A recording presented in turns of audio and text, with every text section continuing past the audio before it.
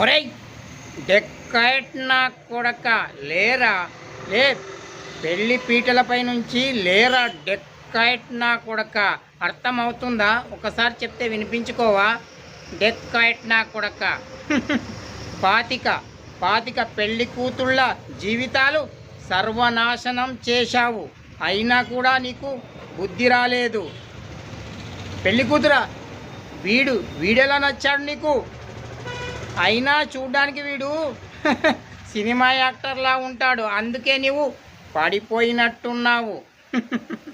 అర్థమవుతుందా? నేను ఎస్ఐని కానీ స్టేషన్లోనే వీడు డెక్కైట్ నా కొడుకు స్టేషన్లోంచే పారిపోయాడు. వీడు పారిపోయినందుకే నాకు సస్పెన్షన్ ఆర్డర్ వచ్చింది.